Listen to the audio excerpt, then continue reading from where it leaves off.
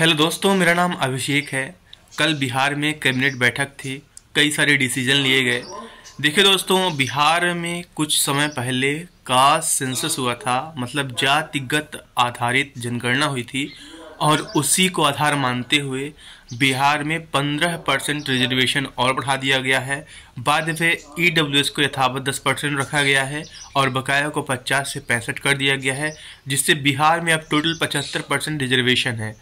तो दोस्तों, ये बात रही है एक आरक्षण की और एक रिजर्वेशन की, लेकिन क्या कास्ट बेस सेंसस के आधार पर रिसोर्सेज का उसी अनुपात में बांटा जाना, क्या यही सोशल सिक्योरिटी है?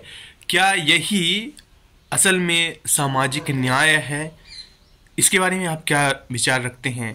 आप विभिन्न मत हो सकते हैं, तो मैं आप लोगों को मत जानना चाहता हूं कि क्या कास्ट बेस्ड जनगणना या जातिगत आधारित जनगणना क्या कराई जानी चाहिए?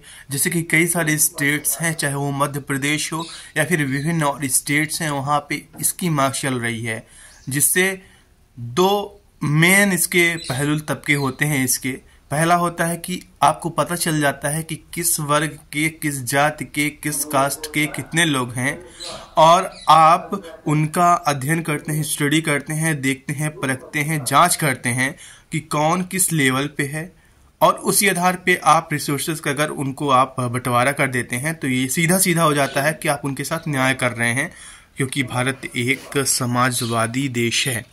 लेकिन दूसरी तरफ दोस्तों, जब सिर्फ जाति के आधार पे कर दिया जाए और आरक्षण या फिर जो सामाजिक न्याय है सिर्फ जाति को आधार बना के किया जाए, तो क्या चंद कुछ लोग ऐसे नहीं छूटेंगे जो असल में सामाजिक न्याय को ना प्राप्त कर रहे हो? तो बाय द वे ये काफ़ी कंट्रोवर्शियल मुद्दा है। बाय द वे मेरा कोई भी विचार इस पे नहीं है, मेरा कोई भी मत नहीं है। मैं सामाजिक न्याय को मैं पसंद करता हूँ। बाय द वे, क्या जातिगत जनगणना करा जाना स्टेट्स में उचित है, या हो जाने के बाद क्या इस प्रकार से रिजर्वेशंस को और हाई किया जाना, बढ़ाया जाना क्या उचित है? क्योंकि आज़ादी के इतने साल बाद भी अगर आरक्षण बढ़ाने की मांग चल रही है, उसको बढ़ाने की बात कही जा रही है, तो क्या आम नागरिक, आम जन, the people of India, the citizen of India, क्या उनके साथ अभी तक न्याय होता आया है? क्योंकि गरीबी हटाने की तो बात लगातार की जाती रही है और करते रहे हैं, लेकिन असल में हमारे गरीबी को दूर करने के लिए, हमारे स्तर को सुधारने के लिए आरक्षण को और बढ़ाए जाने का सहारा लिया जाएगा। तो क्या ये आज तक का जो हमारा देश प्रगति करता रहा है उसके ये विरोधाभास में तो नहीं है? दोस्तों, जो भी आप सोचते हो आप हमें बताइए।